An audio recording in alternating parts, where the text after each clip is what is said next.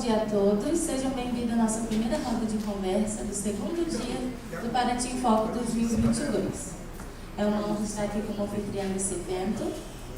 E antes de darmos início, gostaria de agradecer em nome de todos a Prefeitura Municipal de Paraty, a Secretaria de Cultura, a Secretaria de Turismo, representada pelo secretário Paulo, em especial o Consulado da Holanda, a Casa da Cultura, juntamente com todos os seus colaboradores, por todo o suporte que tornaram esse evento possível. Ao Trade Paraty, grande parceiro desse evento, onde todos estão mencionados em nosso site. Antes de começar, gostaria de fazer uma breve apresentação dos nossos convidados de ontem. Suzanne, essa talentosa artista holandesa, nos presenteou com uma exposição Mente, sobre, a mente, sobre a matéria, na Praça da Matriz. Proximamente na Praça da Matriz, está lá invisível. Estará na Praça da Matriz e estamos finalizando com alguns pequenos detalhes, mas acredito que na parte da tarde e da noite vocês podem conferir. Fica quieto, Giancarlo. Eu sou muito otimista, Giancarlo. Eu acredito que hoje na parte da tarde estará tudo certo. Depois foi o seguinte, depois eu vou mostrar para vocês a exposição aqui. Viu? Giancarlo nos avisou com pessoas curiosas que ele vai dar uma breve, vai mostrar rapidinho pra gente como que vai ser a exposição, para ninguém sair daqui passando vontade, mas depois vocês irão poder conferir a exposição por lá. Através de véus renascentistas transparentes, feitos de plástico, Suzanne explora questões ambientais e cria imagens que nos mostram personagens vestidos de trajes elaborados, todos criados a partir de plásticos reciclados, cobertores velhos e embalagens descartáveis. Sua arte nos leva a repensar a realidade e a capacidade de criar algo a partir de nada. Paulo, renomado artista, curador e professor com uma vasta experiência, possui graduação em fotografia, além de ter realizado estudos de fotografia na UCAM. Com mais de 4 décadas de carreira como fotógrafo profissional, também é conhecido por seu comprometimento com a fotografia, contribuindo para a realização de eventos culturais. Agradeço também a todos que estão presentes e aqueles que estão nos acompanhando de forma online, através da nossa transmissão no YouTube e no Instagram. Aproveitem a nossa roda de conversa.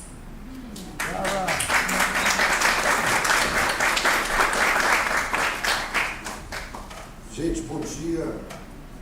Meca, mais uma vez, obrigado pelo convite. Ontem eu e as minhas queridas amigas Mônica Zarati e Mônica Maia estavam falando como a gente frequenta aqui há muito tempo e a importância do Paraty em Foco, que vai fazer 20 anos ano que vem.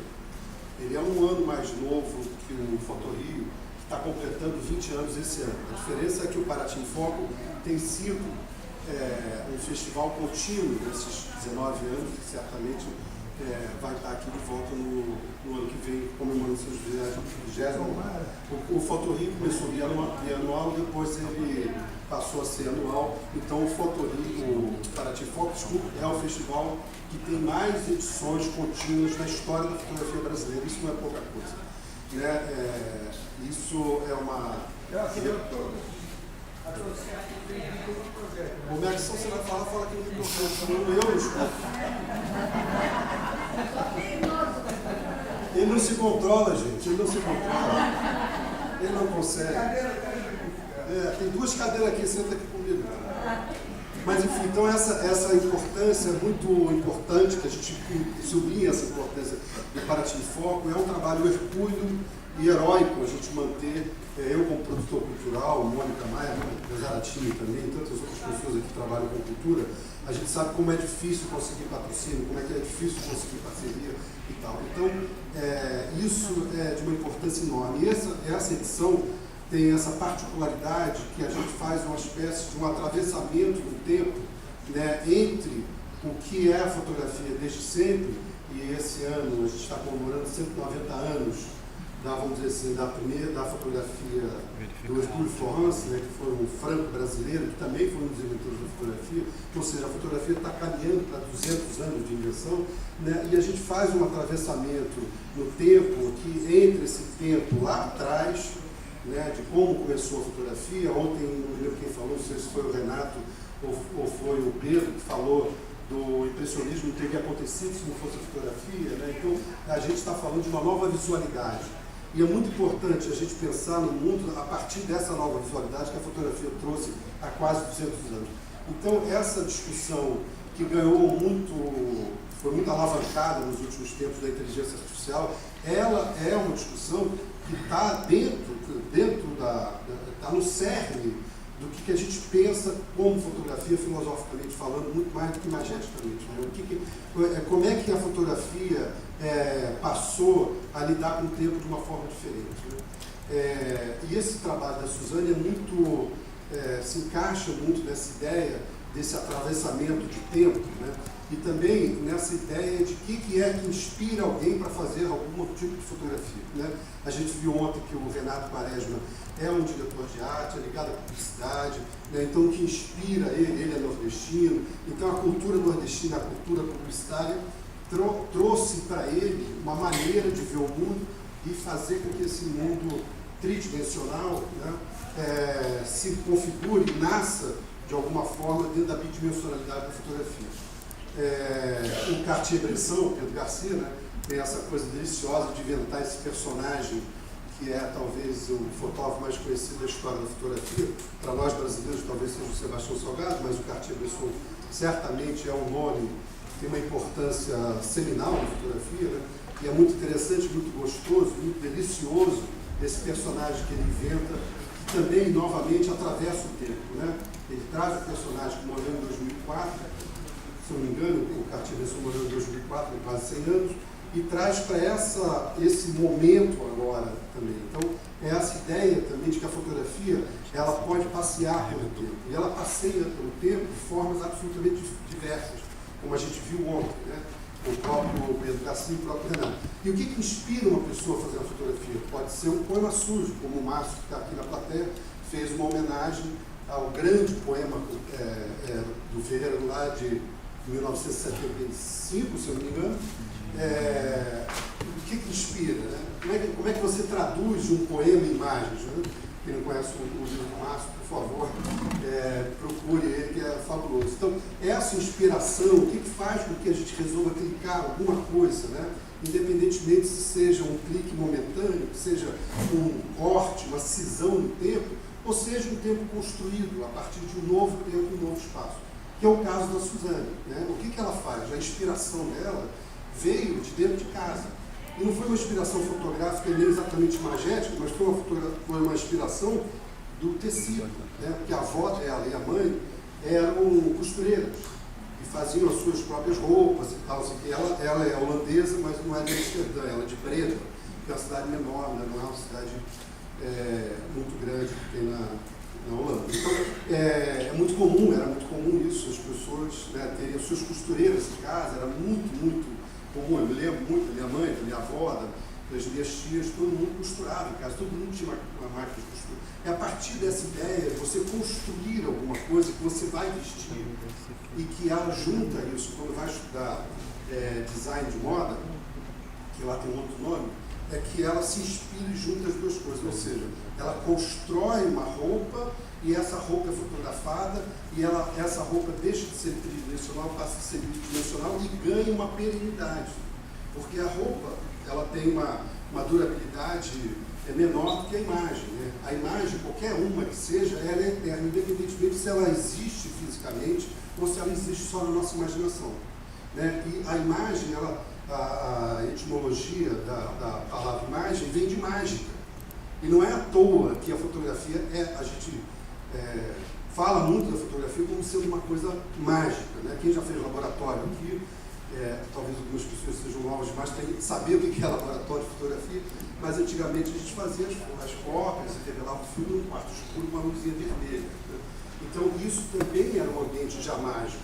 Então a fotografia e a magia, a imagem, o tempo, isso está tudo misturado.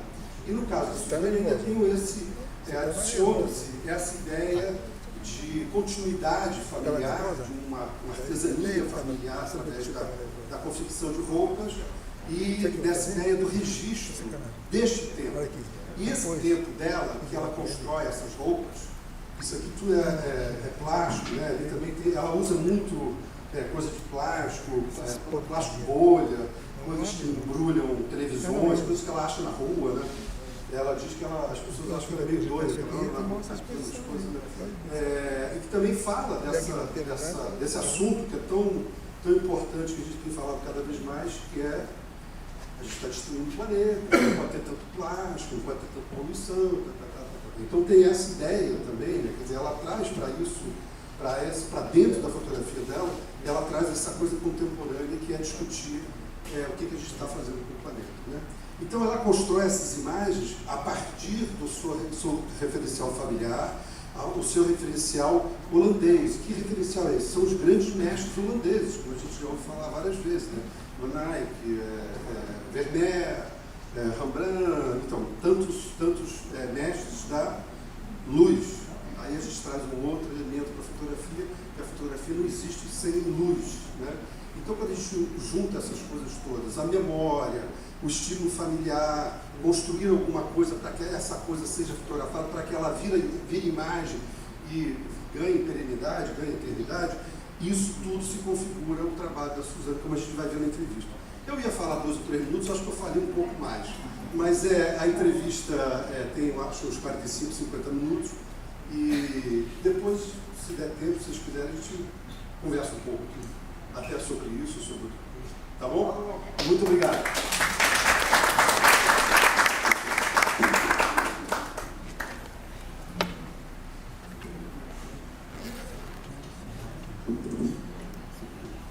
Só na caixa do jeito.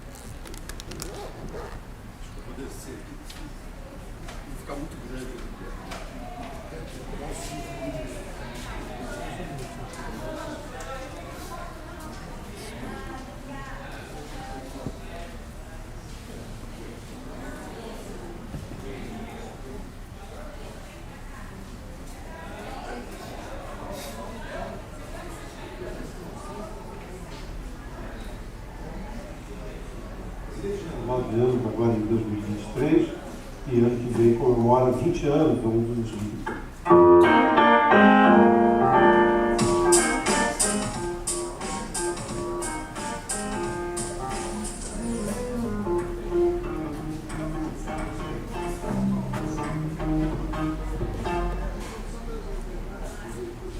Todos que estão assistindo mais nessa entrevista do Paraty em Foco, que está comemorando 19 anos agora em 2023 e ano que vem comemora 20 anos, um dos festivais mais antigos e longevos da história da fotografia brasileira.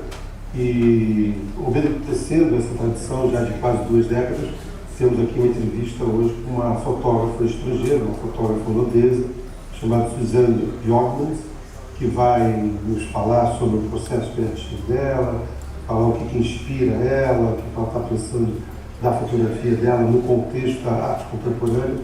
Então, mais uma vez, o Paraty em Foco obedece a essa tradição de trazer novos olhares e novas posições, e novas reflexões sobre o mundo em geral através da fotografia. Então, Suzanne, welcome. Thank you. Thank you so much. Thanks for joining us. I would love to. It would be great if we could do this interview in person in Paraty, which is a lovely colonial, very old city near Rio de Janeiro. But you won't be able to make it this year, but maybe next year. Yeah. Yeah, I would love to. Yeah. Eventually. I would like to start ask you to talk a little bit about your background, where you're from, how old you are, if you want to say what year you were born, and how did you get into photography? Because your work has a very, very specific approach. You can place it in the photography world, but you can also place into the painting, in the art world in general, and the textile design. So I think maybe you can start talking a little bit about this combination of textile design and photography and art and being a Dutch artist. Okay. That's a whole lot in one, but yeah, well, it's a few lots of mine combined, because when I grew up as a little girl, I was always surrounded by textiles. My mother made all of my clothing herself.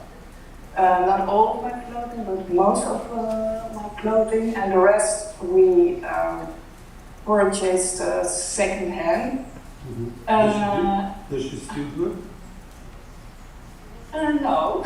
Yeah, well, she now she makes curtains and cushions and just more things around the house and stuff. But also my grandma, she always was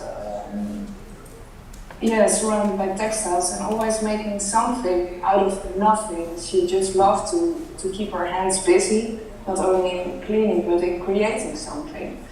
And when I was 8 years old, I always went for lunch when I was at school at my grandma's, and then she always showed me her next project, which could be a vase, which she knitted something around it, or something. She always was transforming something what was normal into something else. So when I was young, I already saw that you can do something with the reality and make something else out of it. So there was always that kind of creativity around me, but I didn't realize it as such. So I just went to school, and I didn't know about art schools or that they existed, but I was always drawing and making things. There were always materials around me, and my parents just let me create, and always kept my stuff in closets so I could pick it up, and so it was very stimulating, but not in a way, look at you, you're doing a good job, but just, it's her thing, so I was just a quiet girl, always creating. Yeah. And it had a lot to do with having fun, too. But also, it was also my safe zone.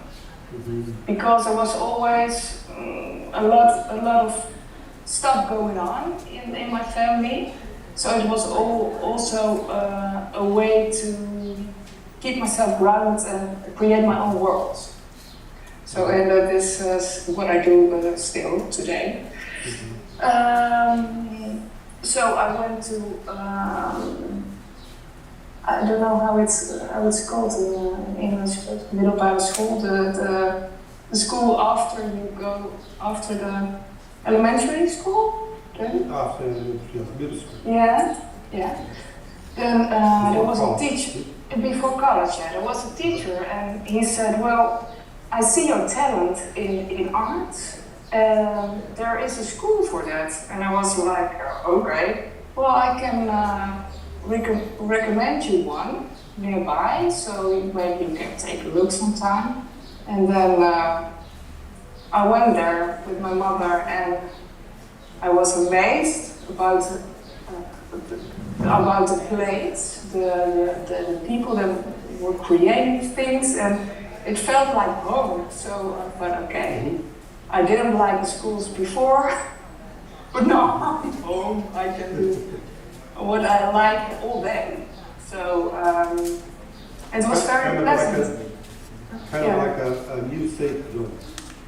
New safe zone, but bigger. Yeah, much larger. Yeah, not much larger.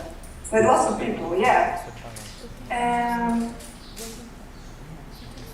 Yeah. So I first came there to what I loved to do was there was a design. Now I'm lost in words. How do you say it in English? A course in theater, designing of clothing and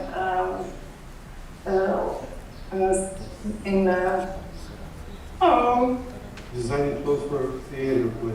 For theater, yeah. So I liked it very much, but then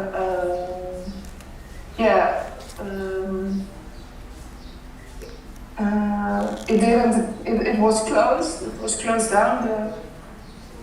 Nossa, se emocionou. I lost.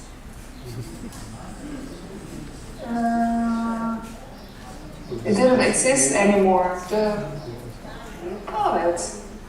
The courses. Yeah. No. The school itself.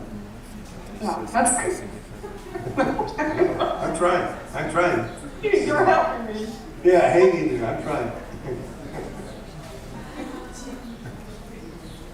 Yeah, so I went there to study theater design, but then that part of the school was closed because there were no teachers, not enough teachers there. So then I just stayed there because I loved the place so much. And then I went into textiles, and but it was a very broad. It was very broad, so I learned how to draw patterns of clothing, how to design it, but also more the conceptual side of it. So I liked it very much, because I could do almost anything there, and it was I was very lucky to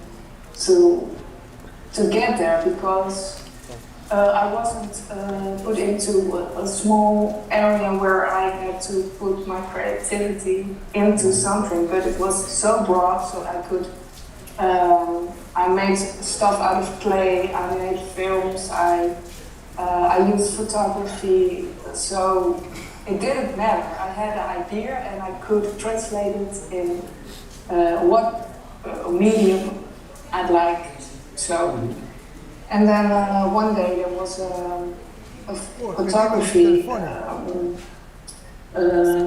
docent, teacher, and then he said, well, you have a special eye for photography. I can see it. So I think you might want to do also photography along with textile design. So then I graduated to both of them. Yes, so that's how everything married together. Yeah, So then it's combined. Photography, it happened out of chance. It happened. Usually, it happened. Yeah, I didn't choose it. No, I didn't. No, yeah, that's a nice way to put it. Yeah, I think so. Well, what I was also surrounded with photography because my dad loved all the cameras, the video cameras. He just liked the technique of it, so he always had the latest thing, and he always was making the photos of us. And it was very annoying, but it was also very beautiful because it was always there. And So it was. Oh, okay. I always so like that. Don't take another picture. You have to do it sneaky, yeah. Yeah. No, but yeah. But that's so. But that is, yeah. Sorry. Because you have this combination of textile design and photography in your own home, kind of. Yeah, but it was so unconscious there that I didn't think, oh no, I'm gonna do something with it. I just was surrounded with it, and I think that is why it felt so natural to me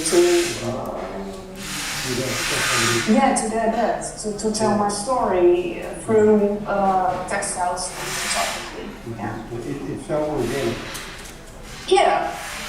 Yes, and also the fact that photography is the way I use it. I wouldn't call myself a photographer because I use my photos like a painter would do. Mas é isso. Como eu faço, tem ticket. Yeah, I just. Eu tenho que entregar um ticket. Não, mas depois fala com ela. I have in my mind what I want to do, but the image is already in my mind, so if it wasn't for other people, I would be done, because it's already in my mind. But of course I want to communicate through my art, so I have to make it. And when I have this image in my mind, then I'll make a drawing out of it, a quick sketch of what I want to do, and then I make the setting like kind of a theater setting. A theater setting or a fashion shoot. Or a fashion shoot, yeah. I look for a model. I do scouting myself. There's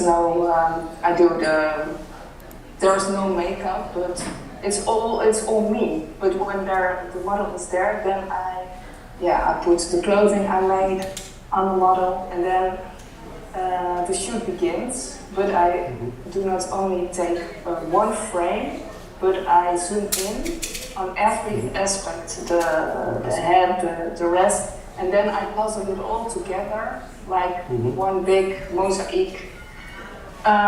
So you have, it's when it's done, no pixel is on the same place because I moved it all around until it's like the image in my head. Oh, I fell down. Sorry. You moved all kinds like, of pixels now. Yeah. Yeah. But that's very much the process of a painter, like you said. Yeah. So that is, you also asked what's the connection between photography and the old style of the painters. Well, I think that is it. I like to mold my image until it is what I have in mind. So it has everything to do with reality, but for me, it's on the next level, so I can pronounce it more clearly. It's That's why you take many frames of the details of this photography and mount it in Photoshop or whatever. Yeah, in Photoshop. Yeah. So you have extreme quality. I have. Sorry. Extreme quality. Extreme quality. Yeah. My images can always. Quality, so you can see all the details. That's the important part. And that That's has to do with important painting too. I love the details in the work. It's when I look at the old painting, I just love the way the textiles are in detail are painted. It's so precise and so full of concentration and love, and that is what I'm always looking for. That quality and also that concentration. I really love that. Yeah. You mentioned the models. Are they usually professional models or people that you meet at random, you meet on the street, or people you know? How do you choose your models? Because they look so they look from the 15th and 16th and 17th century. You know, they look almost, Yeah. they look like they belong. Yeah. 300. Yeah, but when you look closer, then and you just won't put makeup on, or then you can see those faces from the old times. But it is, I don't know. It's so intuitive why I choose a person. It has something to do with energy around someone. I think more than someone is. Yeah, someone is just physically attractive or pretty, or it's just yeah. Because sometimes people send me pictures of their children or friends, family. If I would be interested in choosing them as a model, but then I always say, I don't know that person, and I have to be with, see the person in life, and then I know if that person fits in the story I want to tell. So If there's a connection. if there's a connection, yeah. The connection is more important than the looks. Connection with the story I want to tell. Yeah. Yeah, the story. Yeah. Yeah. So most of my models I know and are family or friends, or if you look in my book, then they're all most family or friends. Yeah. So, Well, but sometimes I see people on the street and then I follow them around for a while. And then I go sneaking behind trees. And with the bike behind it. yeah. That comes that crazy artist again. From what? From the street. Yeah, well. Greta. Now you have Instagram, so I can say, no, it's true, I'm an artist, you can see it. Otherwise they think she's a crazy person. Yeah, please don't call the police. Yeah, please, I'm an artist, don't call the police.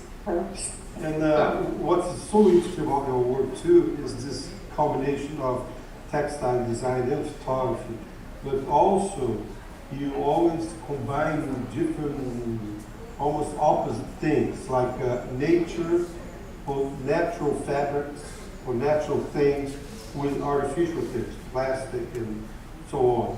There's the classic Dutch painters with contemporary photography that brings new materials and gives different lives to ordinary materials.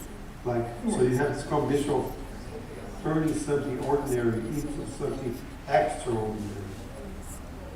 Yeah, can you talk about that a little bit more, like this contrast, Because once you see one of the photographs, you definitely think it's a painting from Rembrandt or Van Eyck or whatever, but then you look closely, you see, well, she's wearing a plastic thing around her neck, or her hat is made of bubble wrap or whatever. And I think that's very powerful, very interesting, that you can make a bridge between different centuries.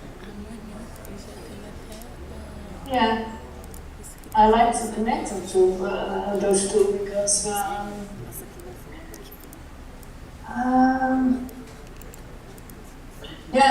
I create a tension when I do that between the one era and the next. So it started out with some piece of foam plastic, which was wrapped around one of my artworks, and then when I pulled it loose and my hand was underneath it, and then I saw, in 1 second I thought, it looks like silk, almost maybe.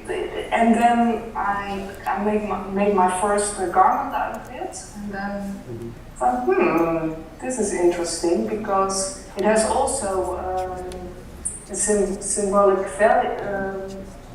value to it, because when something is fragile, then you wrap something like a bubble wrap or foam around it. So then the person in it becomes as precious as the wonderful thing. So yeah, I like how I stumble upon new symbolic values, and then yeah. It supports the story I want to tell. And you probably go around the streets in your park or walking around and look at materials and think, oh, this can be that, and this can be, I can transform this. And I think it probably became a way of looking at the world constantly. You cannot help yourself but to look at any kind of material and say, I can apply that to this idea I have, or the other way around. That material gives you an idea. Yeah, that's beautiful. Yeah, you said it very well. Let's connect. Yeah, I can't help myself. It's true. It is. My studio is filled with things I collected from the street. Yeah. And it is. Sorry? That goes to the garbage collection. Yeah, but it's also from from these times we have to rethink how we go about our world, because we buy that television, but we don't want to wrap around it. But it comes with it, so it is in our world, and we need to think about it. What we're going to do with it. And I don't have the answer, but this is the time I live in. So what I do is I just show my surroundings, and it is there.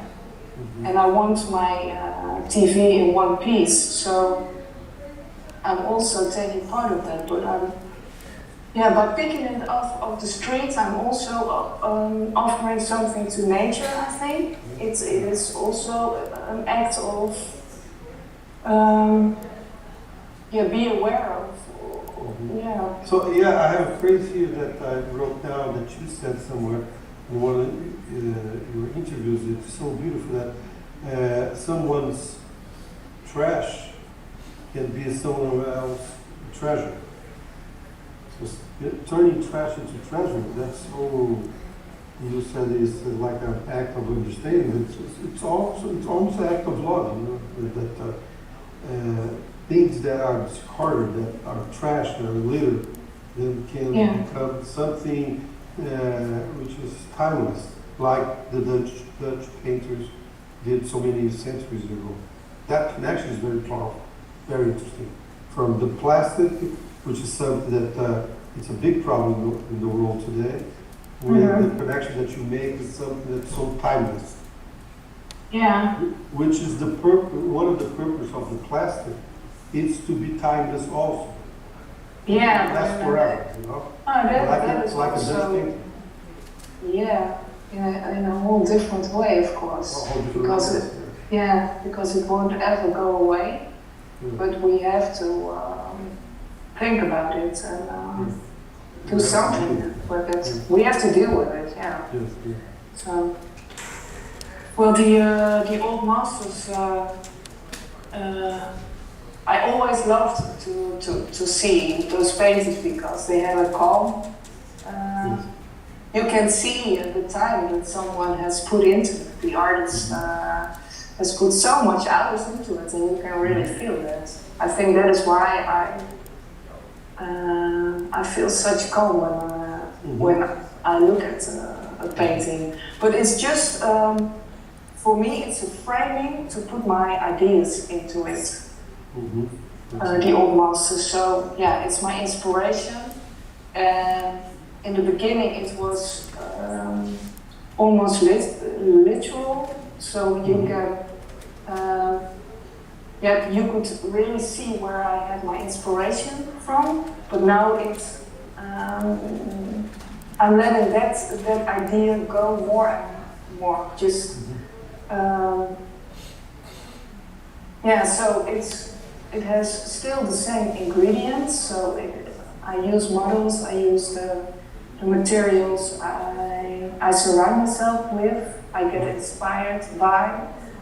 And I always use daylight, so no artificial lights or something, because I think it's very poetic idea that the light I am using here in my studio is also the light that the old masters saw. So there's also that bridge and the connection.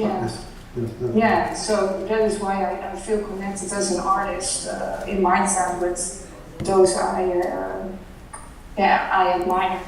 And it's also a light that is it's homey. You feel at home because it's the light of a window.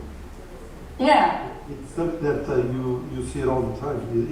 It belongs to your kind of inner circle, your everyday circle. Yeah?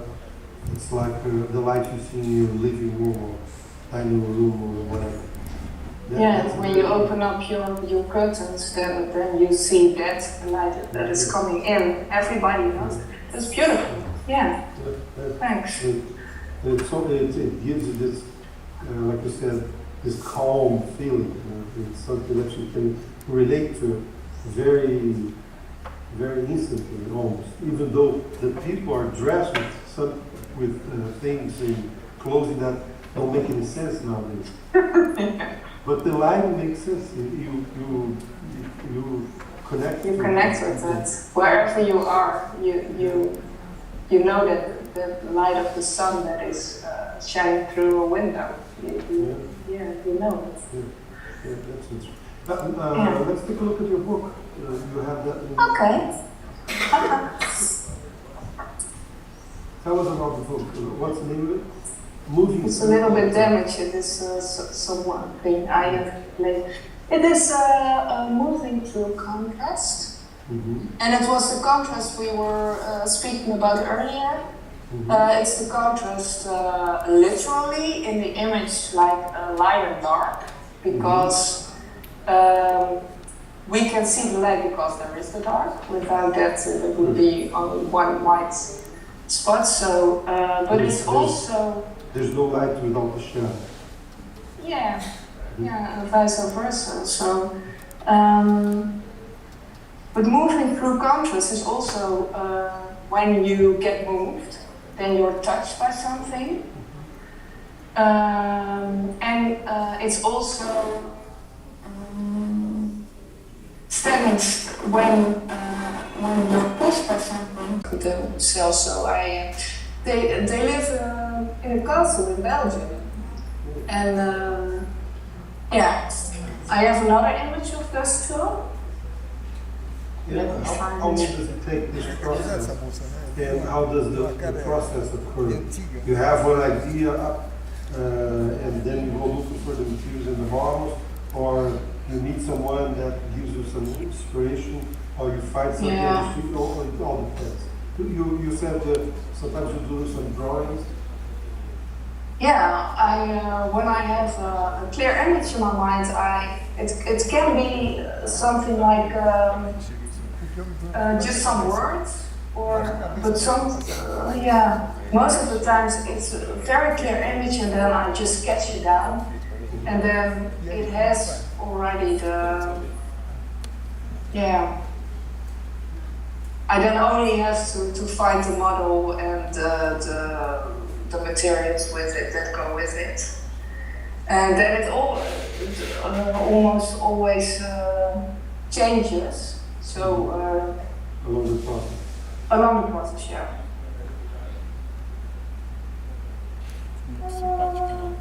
But sometimes I see someone and I think, oh, that person has something so very special. So then I ask for a number, or if it's family or a friend, then I'll just keep it in mind and write it down.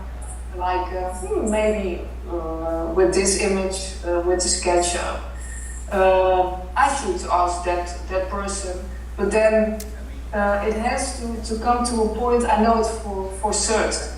Mm-hmm. So when I see something on someone on the street, then I go to them and ask them if they would like to just watch my page on Instagram and see if they like it. And if they do, if they want to be a model for me, then I know that. Then I write the number down, and then we have contact when the idea is almost finished. This is all also with. That's good. So they're in the castle on the marble floor, and they were collecting some funds to make it the castle whole again, because there were holes in the roof, so it was raining inside. So I made like a little home for them. So this painting or this work is also called Home. Mm-hmm. So they're underneath a plastic. A plastic. Yeah. Yeah. That's incredible. Very nice. And that's also the light coming from a window. Yeah. It is. Keep it simple. Keep it simple, yeah. I think it's good to likewise. Yeah. I think it's good to frame your talents. How do you call it? You have to limit your options so you can go into the depth. So otherwise you can do anything, you know. So I didn't do that so consciously, I think, but I chose the old masters as my inspiration. It has always to be daylight. It had always to have textiles in them. So I had limited my options. Yes, my variables. Yeah. Yes. And the background is almost every time kind of neutral. Color. Yeah, that's changing. It's changing, but yeah, in the beginnings it was almost always it was black or dark and now I'm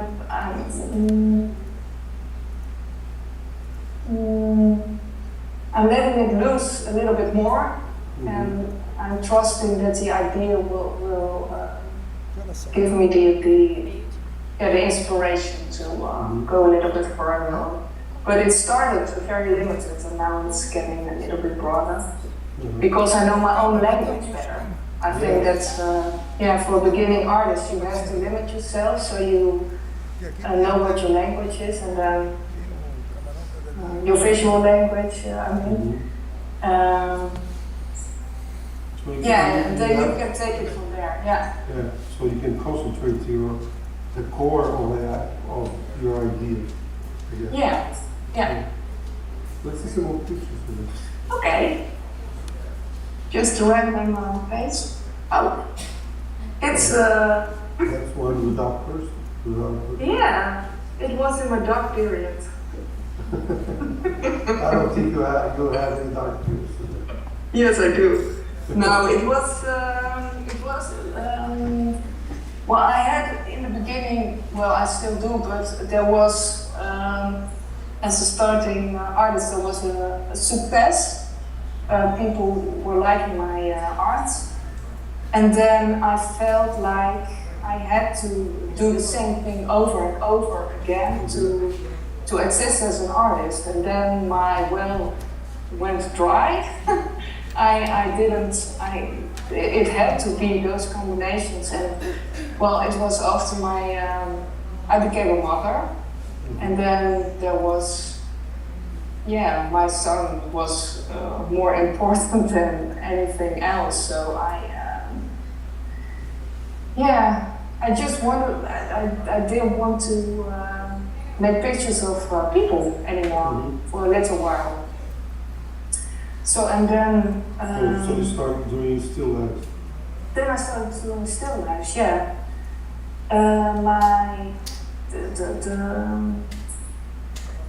my world became a little bit smaller, so I collected things from the garden, dried flowers, and just, but the way I put them, the way I made image with them, they were like also little portraits. So they were still lives, but it was almost like I was, like this one. I don't know if you can see it. Yes, the flower in a vase. I don't know. Glass. Yeah, it was like the flower that just wants to grow, but I felt like I was limited. I was limited myself a little bit, because it had my work had to be made in one way, I thought, but it was just, I think sometimes a standstill is necessary to open up a whole different universe for yourself. So every artist or human goes through that in his or her life. It is, I don't know, it has to run dry so you can, you can find yourself in a whole other level. So that is what happened. And it was very frightening, but I think I came out stronger. With, do you think that every photograph that you make is, in some level, a self-portrait? Yes, I very much think that. Because my art for me is a way of understanding life better, I think. So, every person asks questions in life, and the way I answer help myself answering those questions is through my art. So it's all very intuitive and subconscious, I think, but when I look back at my work, then I can really see, oh, okay, I was going through that, and while I was making it, I also healed a part of myself that was difficult, or I celebrated something, or it really helps me. I think it's a very nice way of going through going through life. Because it's sometimes it is difficult, overwhelming. It can be overwhelming. So this helps me a lot. And let's see some more photographs. I think Okay. So we have the detail on the work here. So you can see. Can you see it? Exactly. Yeah, it's I can zoom out and you can see the whole picture. Oh, I see.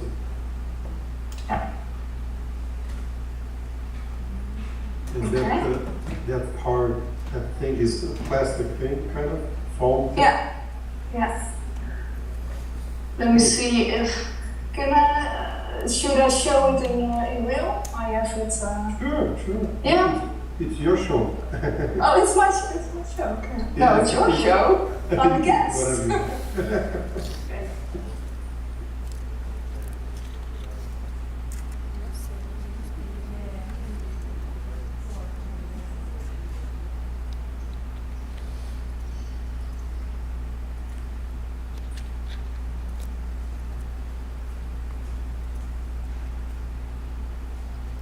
So here you can see the real thing. Yeah. So here you can see how I make this stuff. And then you put that like that golden. Yeah, rim. it's all hand sewn, and you can see the symbols. Like the I know the recycle symbol. Yeah. And you also have this one. And you see the, yeah? Are you religious person at all? No. Yeah, yes and no. I grew up with religion. My grandparents were very much religious people, and when I went to eat with my grandma at lunch, then we always prayed, but I didn't know the meaning of it or why, but it felt like calming to me, and it was like what I liked about it wasn't the stuff about God and such, but saying grace for dinner. So being thankful and just taking a moment, okay, we're sitting here, we love each other, you did your best to prepare a beautiful meal, so thank you. I like that, because nowadays it's just sit down, quick bite to eat, and then yeah. So I like just also that concentration. I like that concentration. So, but I more and more use images from that tradition, that religious tradition. But I also translate it because I think the religion has been used to narrow it down. Because faith and hope and life is so much bigger than that, than to put it into rules and praying. And I think it has so much more to do with how you want to live your life and be good for yourself, for your surroundings, and for the people you love, and just and just be quiet for a while and know you're here. That understanding. That's so much larger. So much larger than just praying because you think you have to.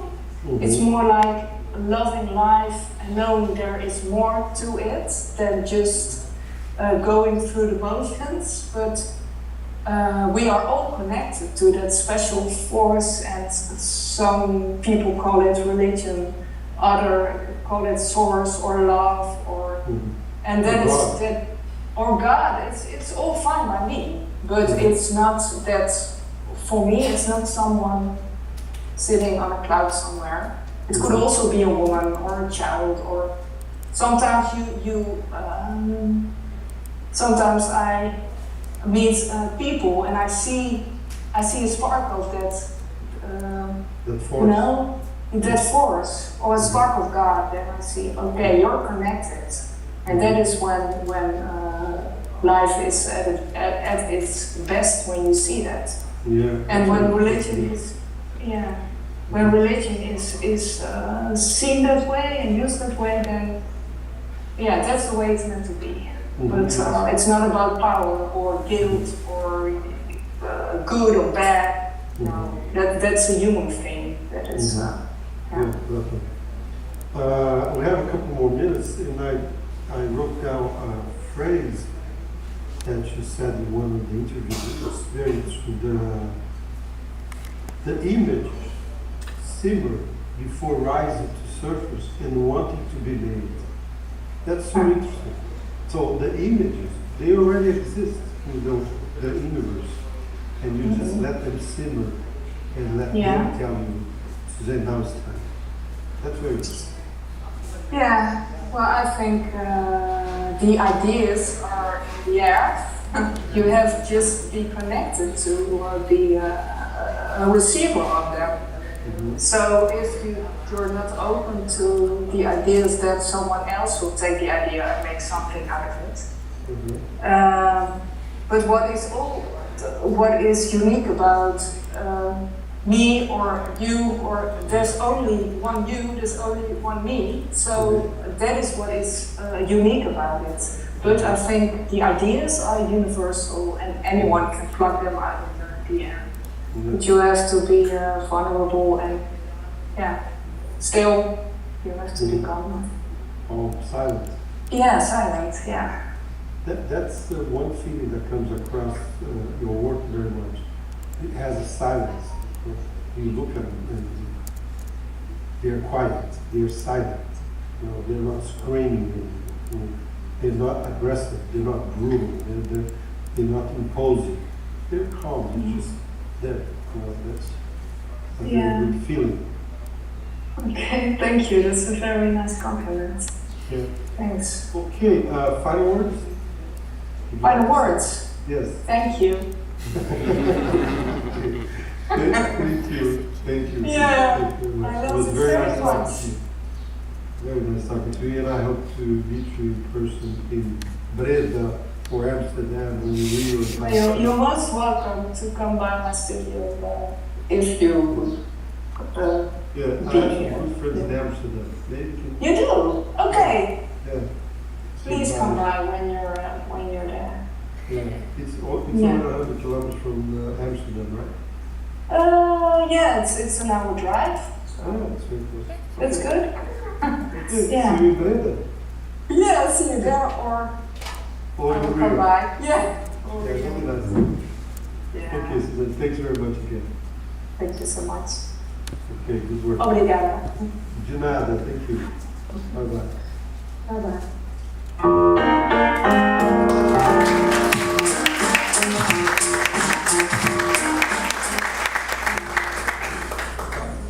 Bom, vocês foram testemunhas, ela me chamou, né? Ela me convidou. Então agora tem que arrumar a grana para ir lá na Breda. Mônica, você queria fazer uma pergunta?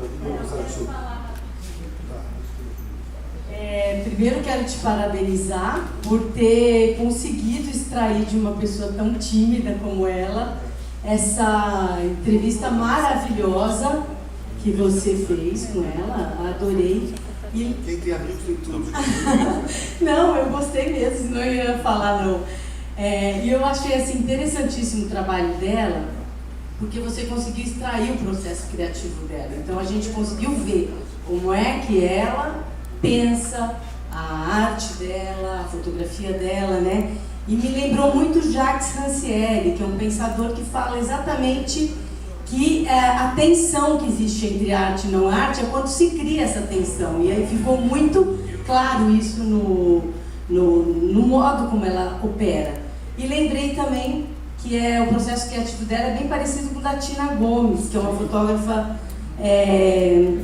de lá de São Paulo, da Zona Leste, e também de um chileno que eu conheci lá em Bogotá, Rony Garcia. Então são processos parecidos, onde eles desenham, né, na mente a imagem que vai ser criada. Então, quer dizer, isso é arte, né? Ela extrapola a fotografia. É a imagem extrapolada, é mais do que a fotografia em si, né? Todo o processo dela, enfim. Parabéns mais uma vez, porque foi muito 10. Bom, então é isso, né? 2020, vamos tomar uma cerveja, né? O Beca vai mostrar as coisas.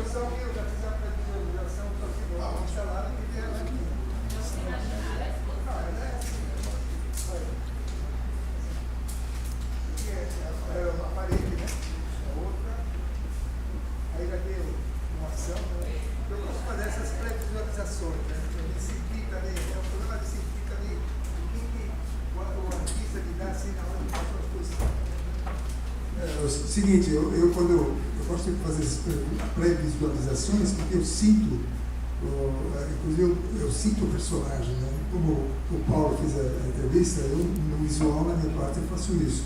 Então segue em frente, esse é o outro lado, né? Esse daqui, na versão nova, tem alguns personagens que nós trocamos. Eu concorri com ela, conversamos e trocamos alguns personagens. em frente. Esse aqui seria aí na frente da Margarida. E do outro lado tem mais uma assim aqui também. Quer dizer, eu fiz uma simulação, né? Ficou bonito, né?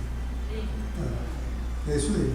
Tá bom, não tem mais dúvida. Tá bom. É isso aí, bravo, Paulo. Deixa eu ver, a Amy vai falar alguma coisa. Eu peguei o microfone porque o Giancarlo ele fala no cantinho e aí depois a transmissão reclamam que não dá para ouvir o que ele está falando. Aí eu já ia correndo atrás dele com o microfone. Não, eu preciso repetir. Gente, obrigado. Aguardo vocês 3h30 para o nosso próximo encontro aqui na casa. Isso, e não, relembrando que amanhã, às 11 horas, vai ter o lançamento de cadernos da Funarte, com o pessoal da Funarte, vai ser muito interessante. Na Obrigado. dúvida, toda a programação está no site.